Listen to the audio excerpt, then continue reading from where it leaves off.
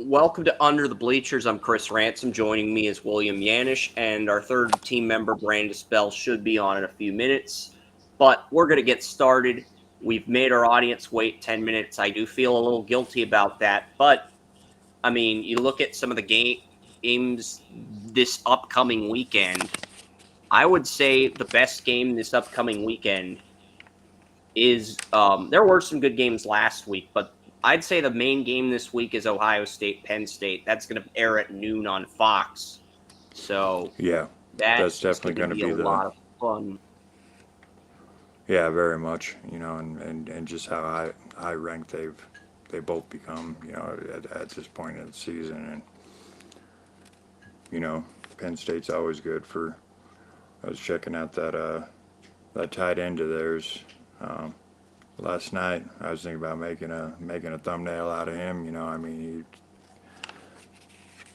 definitely that got that probably Penn would State in the mystique behind him. thumbnail, but Warren, who's watching the World Series right now, he did a thumbnail with the mascots on it, so that inspired me to say, you know what, let's put a college football thumbnail with the mascots of Brutus Buckeye and the Penn State Lion and see how the audience reacts to it.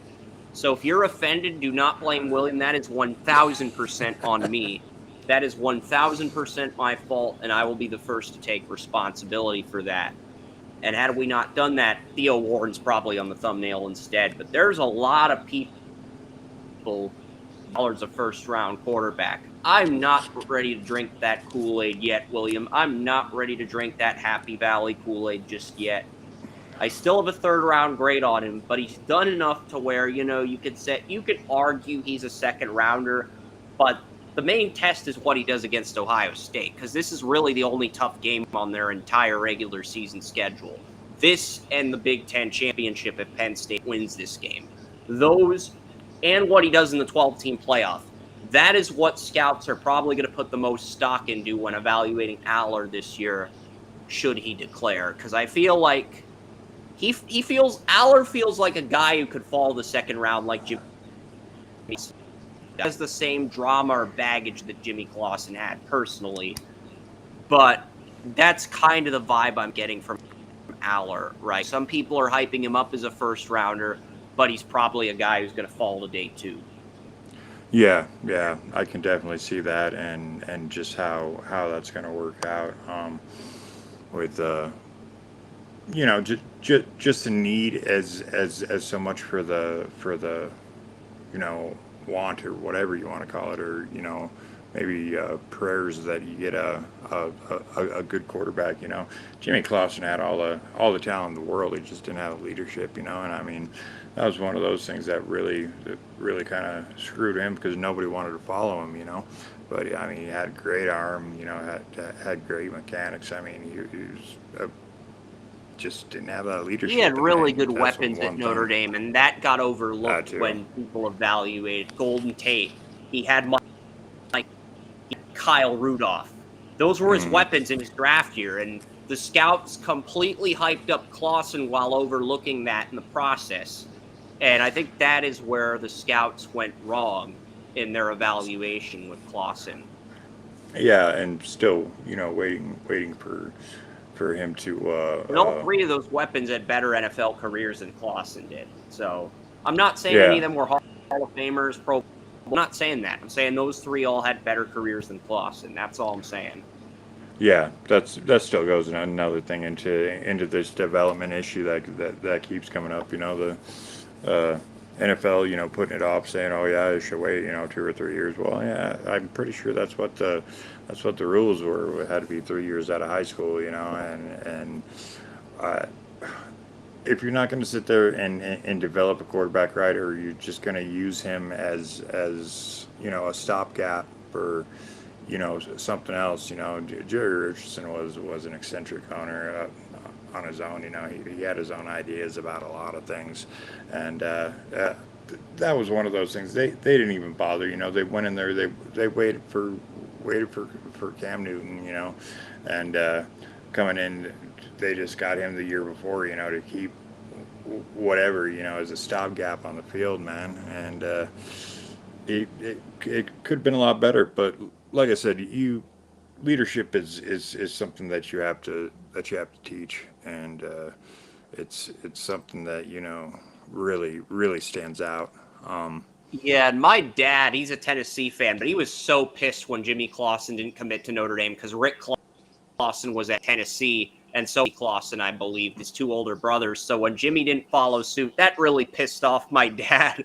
And then he kept talking about how much of a smartass he was leading up to the draft, and I kind of ignored him, like, that's bullshit. And then my dad turned out to be right in the evaluation. So it's kind of funny. And then they ended up drafting Cam Newton the next year. So, there's that. I'm not going to get into more detail on that, but Yeah, there's I a don't. whole lot of things going on with that team and just that ownership. Yeah,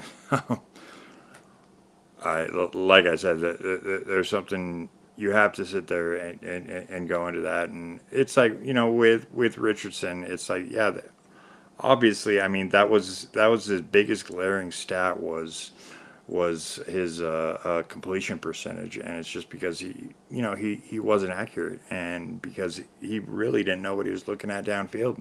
Like you could sit there and look at it when he's just spraying and praying downfield to get somebody the ball, and it's like, well, yeah, but you actually have to get it to them first, and but and Richardson already had the injury history anyway. That I think that's just another thing that's just way too up there, for the little bit that he could do, on the field. It's one of those things that they need to really try to hone that, or wait off until later, and then grab a quarterback and just maintain until you have the coaching staff that you think is right, until you have that team that you think is halfway right.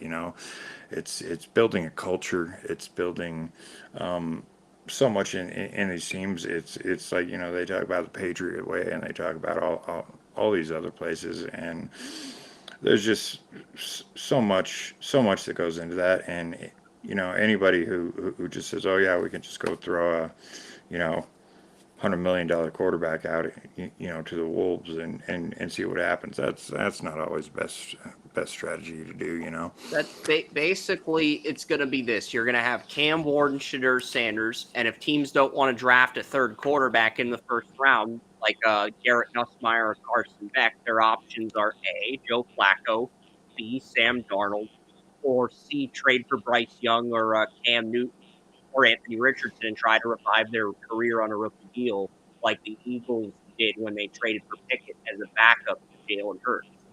Those are Yeah. literally options, and I don't think teams want to trade for Young or Richardson as a would want that guy as a backup to develop to try to fix them. I don't think anybody's going to roll the dice on Young or Richardson, but I could be wrong on that, William. We'll see.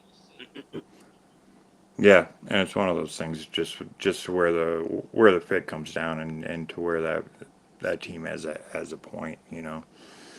So other than that, man, we got There's a time where the demand for a quarterback outweighs the supply. This year's draft and next year's draft, it looks like Nico Imaleva and Arch Manning are probably the only two starters in next year's draft. I was really hoping somebody would step up to the plate and impress me, but outside of Manning and Imaleva, and both of them have been inconsistent at times, despite having higher ceilings than Cam Ward. So I was really hoping somebody would step up to the plate and command that moxie, but we haven't seen that in college football this year as far as the draft cycle goes. But I like Ohio State over Penn State. Ohio State's defensive line is stout. Penn State had trouble with this unit last year, and they had Olu Fashanu and Caden Wallace at offensive tackle last year. They're both in the NFL now. Everyone on this Ohio State line is back. We do have a comment in the chat room. Oh, it's just, hey, what's up? Not much. The sky is up. Penn State. I think Penn State's best chance to win this game, it may come down to their Julian Fleming, the former Buckeye. He might be an X factor in this game. I think Fleming Theo, Ward, and Singleton, they're going to have to step up and take the pressure off of Aller, because it feels like those three are the ones creating these opportunities for Aller. Aller's done a much better job avoiding turning the football over this year, avoiding turnovers. He couldn't win road games last year. He couldn't win big pressure games. But really, the only big pressure game on Penn State's schedule this year was Ohio State at home. That's it. Every other opponent was an opponent Penn State was expected to beat. So this is the game.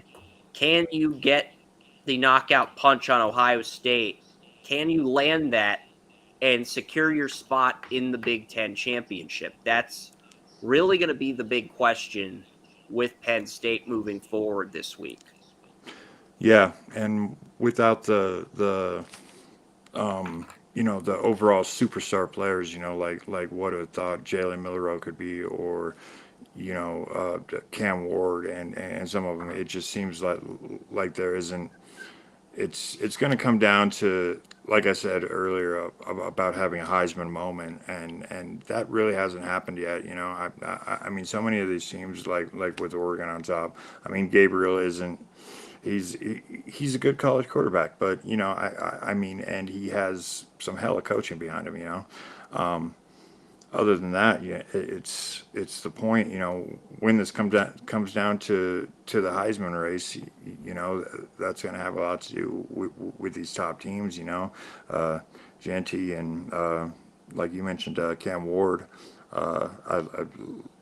You see things in there about, oh yeah, Quinn Ewers, or about this or about this guy, and it's like, well, nobody's really stepped up yet. So that's one thing that I'm really waiting I for. know Shadur's the consensus QB2, but I have him at like 53 on my board in the second round, and then I have a bunch of guys log jammed in the third round, whether it be Carson Beck, Quinn Ewers, Jalen Milroe, Garrett Nussmeier. That's the problem with this draft cycle, and I guess you could lump Aller in that group too now, but that's the Connor Weigman. That's the problem with the 25 group in general.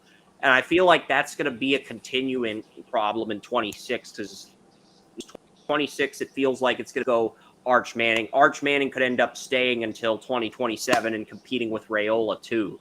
So, and then 28 would be Bryce Underwood if he dominates at LSU, because Bryce Underwood's a 5-star recruit. He's going to enroll in LSU next year. And if Nussmeier goes pro this year, Underwood's probably going to start right away.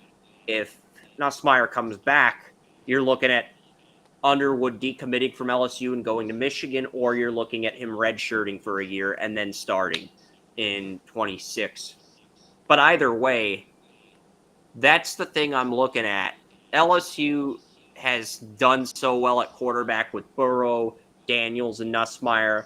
It's sort of allowed them to pivot and get Underwood the top recruit in high school football. So they're not going away, even And then now they're trying to swing. Nussmeier.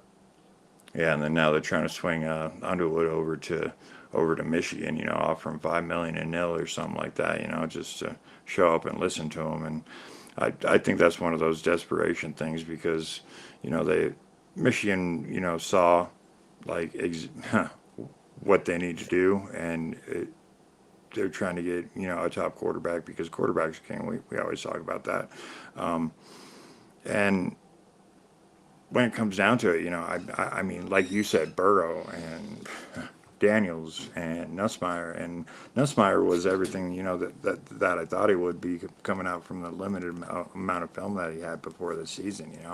And I mean, it was just clear on tape. A really smart coach's son that is just gonna take over whatever spot he gets, and that's one of those things. Not a lot of people thought LSU was going to be up there this year, but it's like, yeah, I still had them in my bracket. It's one of those points where you start recognizing, because we were mentioning those cultural changes and stuff. Well, that has to do with the types of players you get to, not just who they are, but and just having that upper level, and that's what these teams really need to do, and that's what Saban did, in Alabama, what Smart, did in Georgia. It's yeah, they need to concentrate on the culture. They need to keep getting good players in there, and yeah, like I said, this last weekend and this weekend coming up, I don't see, it's it's holding pretty good for this type of or for this time of year, with Oregon, taking over number one and everything else, even with the Heisman thing, I've heard, like Cade Klubnik and stuff like that. I mentioned that, and who he is as a streaky player, but they still have that, sense about it. But they really just need someone to set up, and I mean, the first year of these 12 teams playoffs is like I said, it hasn't disappointed yet. Yeah, I mean, I just think Penn State, without their offensive line, they're weaker than last year. But we'll see. We'll see what happens. Yeah, I was kind of disappointed over I threw out the whole Texas Tech thing, and Baron Morton coming out there, and then they lose a few games right off, and I'm like, oh, I mean, it sounded good at the time, and I mean that's one of those things. Just throwing that out there. Yeah, what other games do we have? I mean, I know Ohio State, Penn State is the main game. I think we've got Notre Dame, and Notre Dame's another one coming up. Let's see. Let's see what the games are here for this week. Ohio State, Penn State is the big game. You also have Oregon, Michigan in Ann Arbor. If Oregon stumbles, this is the game they're going to stumble against. But with how bad Michigan's been, I don't think they're going to stumble. And this is the second Oregon game in a row on CBS. That's the thing. Like, all the good Big Ten games are either on Peacock or Big Noon Kickoff.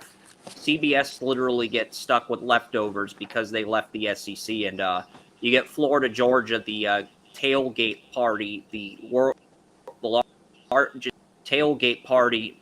But the only other ranked game outside of this game is Pittsburgh versus SMU.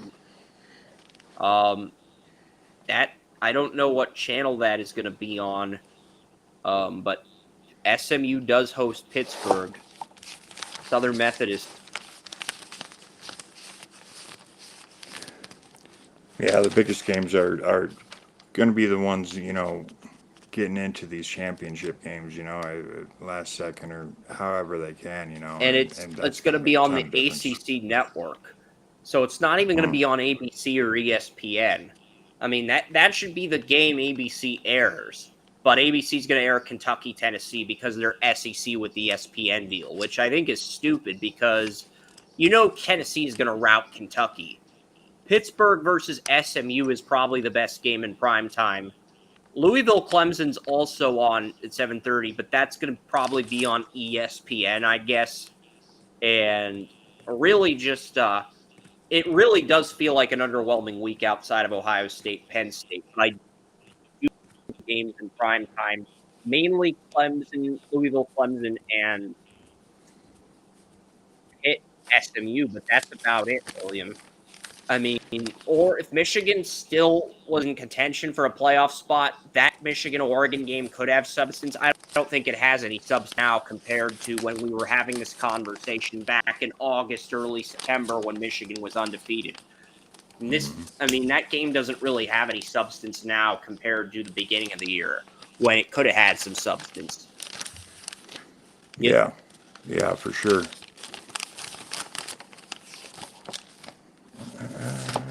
Anything else you want to add here before we sign off? Because I've pretty much covered everything. If Brandice comes in, we'll stay a little bit longer. But she doesn't come in soon, we're just going to end on this note and record the Utopia Football Insiders and then just promote both. Yeah, for sure.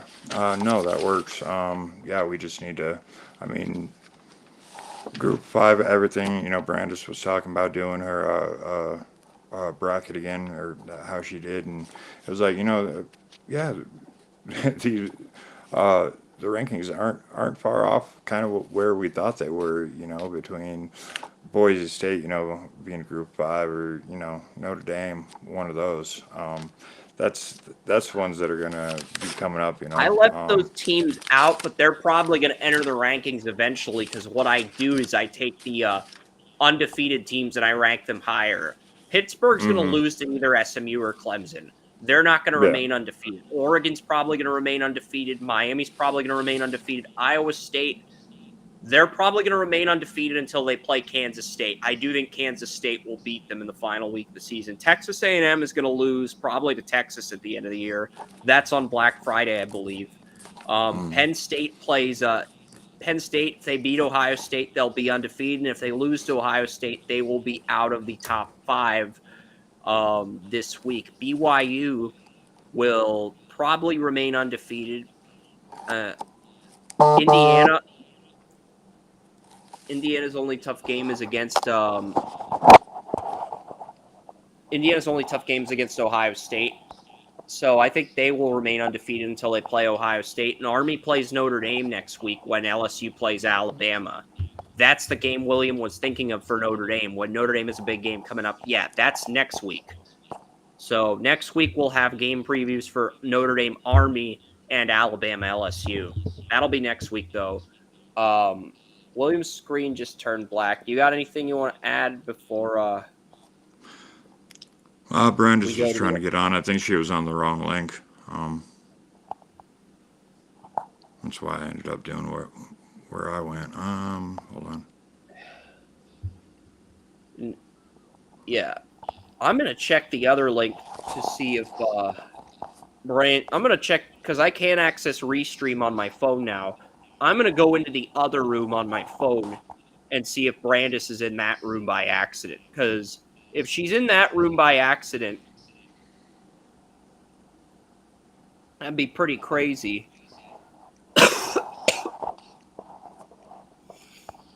No, I think she's in this one now because I see 3 people in the room. Here we go. Brandice is finally here. Perfect. Hey. I was in the Matrix. Are you sure you weren't in Inception? I love The Matrix, so that is a fantastic movie. You got anything good, Brandice, to add to our discussion here? Any surprises? Anything? Any players you're watching? Any teams you're watching? I have no idea what you guys were even talking about because I was on the other link. We were talking about Ohio State, Penn State, number 3 versus number 4. And then the other game we discussed briefly was Pitt versus SMU. Those are the only 2 ranked games this weekend. Those are the only 2 games. So Fox and ACC Network have the only 2 games between ranked opponents this weekend. Who's your pick for the Heisman? Yeah, Brandice? Obviously, Ohio State's got to win. I think the bigger kind of question mark is probably SMU with Pittsburgh because Pittsburgh is not likely to win out. But if they can beat SMU and somehow eke out a W against Clemson, it's going to be a different kind of story. I think that the winner of this game is going to play in the Clemson versus, well, assuming Clemson wins, which they likely will, is going to play Clemson in the ACC championship. So here's what would happen in the ACC championship. I've seen a few undefeateds. There's 4 undefeateds in the ACC: Clemson, SMU, Pittsburgh, Miami. If Miami, SMU, and Clemson all go undefeated since they don't play each other, Clemson and Miami go to the ACC title based off of strength of schedule and strength of victory, and SMU gets left out. So really, SMU's only path to the ACC championship is they beat Pittsburgh and Pittsburgh beats Clemson in 2 weeks. There is no other path for SMU to make the ACC championship. That is literally their only path due to the tiebreakers in the system, unfortunately. Right. But SMU's got a loss already, as does Clemson. So they're ranked number 1 just because they've had a tougher schedule. But there is a possibility that Clemson doesn't make it to the ACC championship still, if Pittsburgh is able to beat them. Louisville too. I think Pittsburgh is a better shot at home. Louisville is going to have to go into Death Valley. But Louisville pushed Miami pretty hard at home.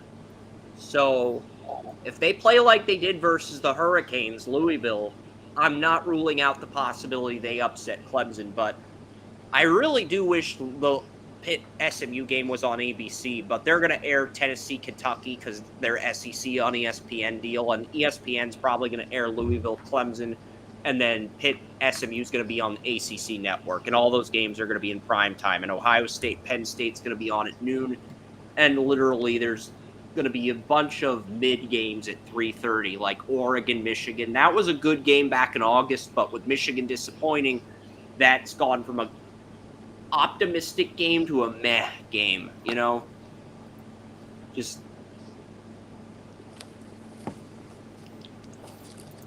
and unless what do you you're think scouting about Oregon being prospects, number 1, Brandice? Number 1. Yeah. I mean, Oregon is very lucky this year, I think. Not to say that they've had an easy schedule, but they haven't had the hardest schedule. Yeah. So it's a false number 1 to me. Yeah, for sure. And you know, that's how I felt at the beginning of the season. You know, they're talking about, you know, like I mentioned, the nil and unlimited. They got to try really to lucky get them to against win Boise championship. State. Boise State should have won that game, but Oregon had like 2 special teams touchdowns on Boise, and that altered the ending for the game in their favor. And what do you think about the lack of star power, Brandice? You know, like it seems so much more about coaching this year than just you know, some big name quarterback like Milroe or Ward or someone like that. You know. I mean, I think the best coaches are able to do a whole lot with a little. You know, obviously the coaches that we all know as great are the coaches that are able to do a whole lot with a whole lot. Nick Saban never struggled to have, like, you know, people coming to Alabama. He's always going to get the talent because everyone wants to play there. When you don't have the talent that you need and you're still able to come out undefeated, that's called good coaching. Yeah, and that's one thing that I thought was so fair because, like I said, lack of star power. But then you got you know, Lanning coming in and him with that halftime speech last year against Colorado. That was one of those things where I was just like, oh wow.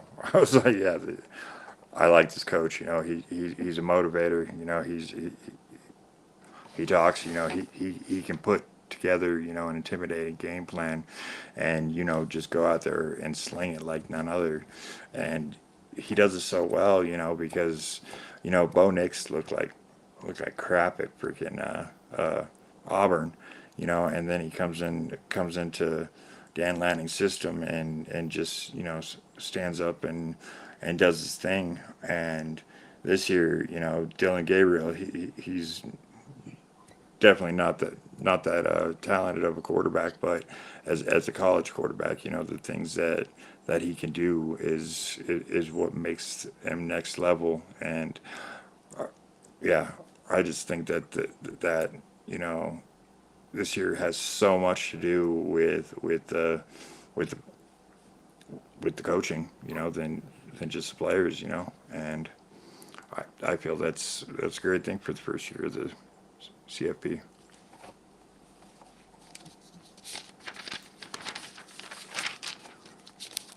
Who's your group of 5 team, Brandice?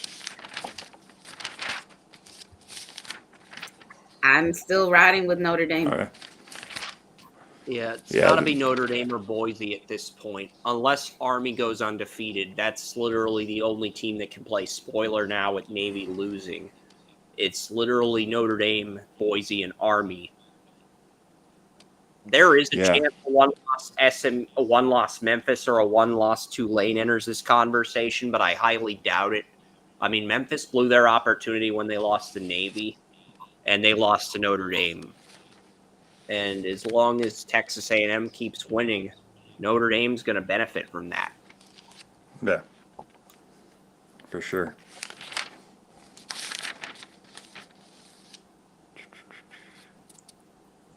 So, of all the teams that have 2 losses, there could be possibly a team that gets in if things play out the way they do with more than 1 loss.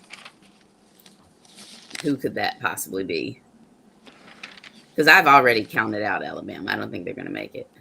Yeah, I think they have too much going on there for, you know, changing and just getting that system down, and people buying into what is going on, because that was just one thing to where Saban came in and and then all of a sudden said, oh, poof, no, I'm gone. And yeah, so then you go out and get Kalen DeBauer, and that's I think there's 3. I think there's 3 that could get in. I don't think Alabama gets in either. I think there's 3 that could. Ohio State, if they lose to Penn State or Indiana, but they'd be a 10 through 12 seed. LSU, if they win out, they'd probably be a 10 or 11 seed, but I think they could get in if 2 losses if they won out. And the final team I'm looking at, Colorado. I don't think Colorado gets in, but if Colorado wins out, there's going to be an argument for them at the end of the year. But I think they'll probably be in the 16 to 19 range at the end of the year, even at 10-2. The way the Big 12 is right now, with BYU and Iowa State still undefeated, with Kansas State, who beat Colorado head-to-head, only having 1 loss. The path for Colorado to get in that top 12 looks very bleak, even if they finish with 2 losses. So I'm not ruling out Colorado. I'm just saying they're a long shot to get in. But yeah, those are the 3 I'm looking at. I really don't know if there's anybody else in that discussion, William and Brandice, that 2-loss team in the SEC, Big Ten, that you think gets in, besides the 3 I mentioned between Ohio State, LSU, and Colorado. Do you think there's another team among that group that could get in? I don't know about that. And I had LSU at 1 loss, at the beginning of the season, but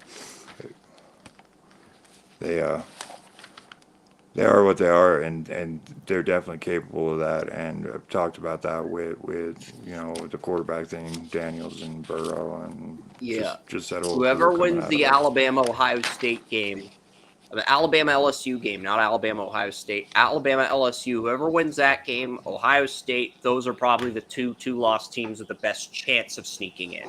But I think LSU's going to win that game next week. But we'll save that conversation for next Wednesday between Garrett Nussmeier, Jalen Milroe.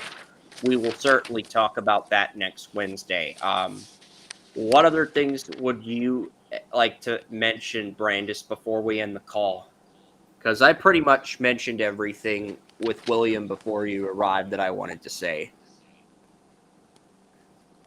I just been kind of looking at, this very real possibility that BYU wins the Big 12, and how wild that is. And also how wild that Iowa State could also make playoffs, and likely will make playoffs. This is just going to be a very different playoff picture than I think we've ever seen. And I'm kind of seeing the same teams over and over again. Like, how many times is Michigan or Ohio State, or one of these teams that are always kind of there?